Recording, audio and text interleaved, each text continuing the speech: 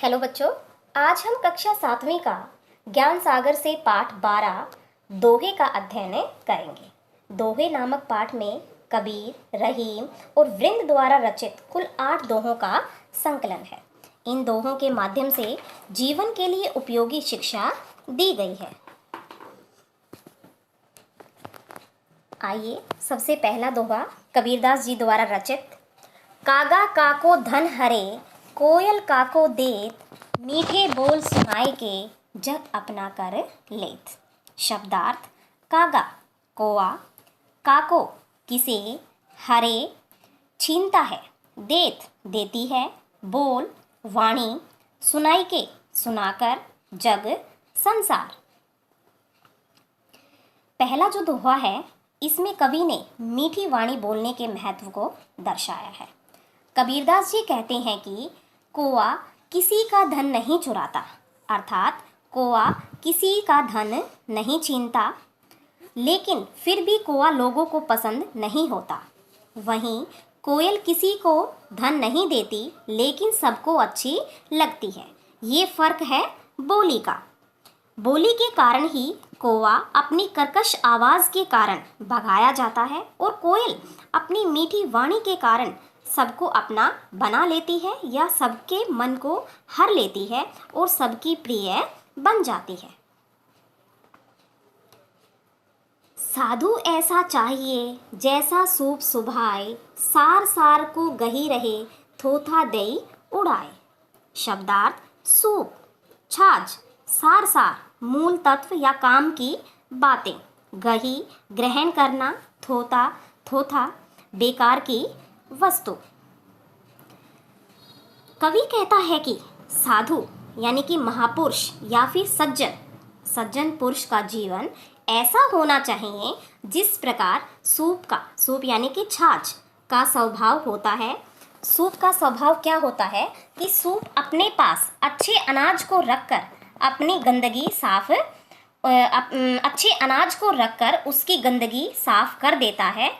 उसी प्रकार सज्जन लोगों को अपने अंदर अच्छाइयों को ग्रहण करके बुराइयों को दूर कर देना चाहिए। अर्थात कहने का भाव है कि जिस प्रकार सूप काम के योग्य अनाज को अपने पास बचाकर खोखले या फिर हल्के या फिर बिना काम वाले सड़े गले अनाज को उड़ा देता है, ठीक उसी प्रकार साधु को ज्ञान की बातें अपनाकर शेष बातों पर ध्यान नहीं देना चाहिए।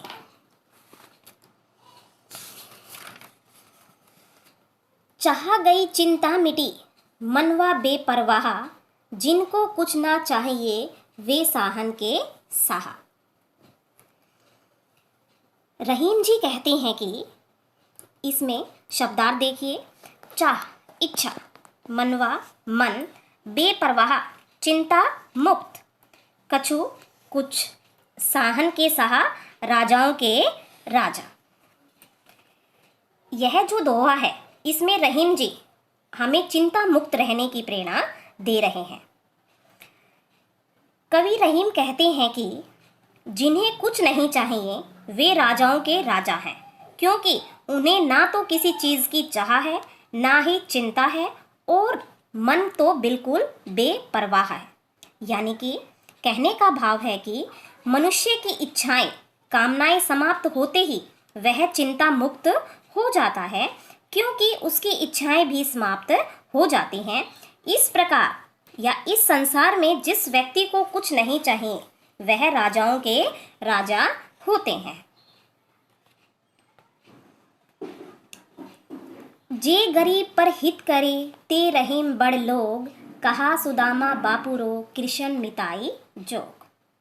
शब्दार्थ: परहित भलाई, बड़ लोग बड़े आदमी, बापुरो बेचारा या फिर अत्यंत ही गरीब, मिताई मित्रता, जोग योग्य।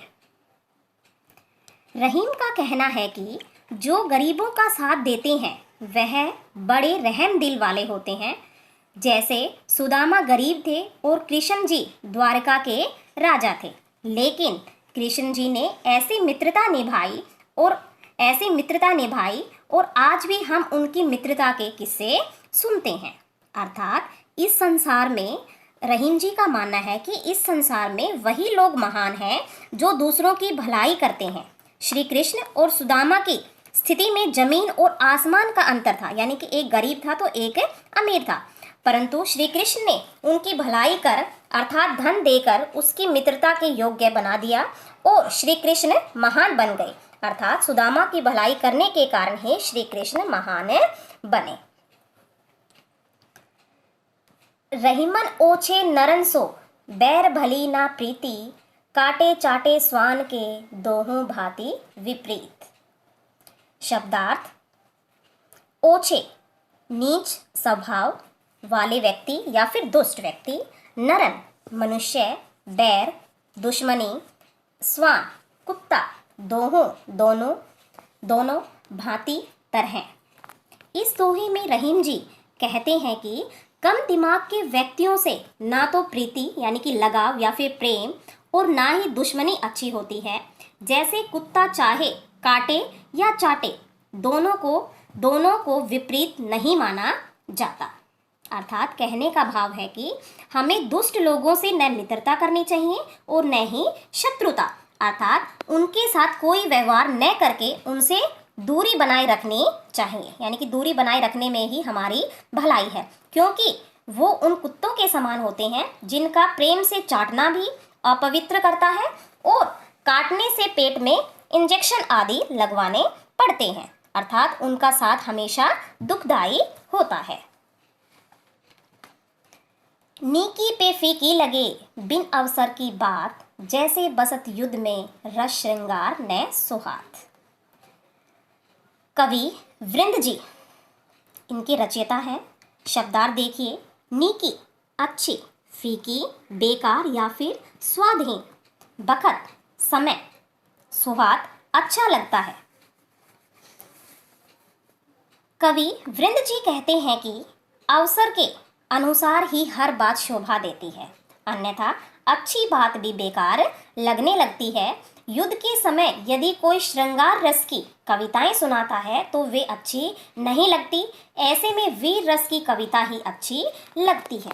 अर्थात कवि वृंद जी कहना चाहते हैं कि अवसर के अनुसार ही हर बात शोभा देती है, यानी कि वो अच्छी लगती है, अन्यथा अच्छी बात भी बेकार लगने लगती है। युद्ध के समय यदि कोई श्रृंगार रस की कविताएं सुनाता है तो वे अच्छी नहीं लगती, ऐसे में हमेशा वीर रस की कविता ही अच्छी लगती है ताकि वो योद्धाओं का हौसला बढ़ा सके।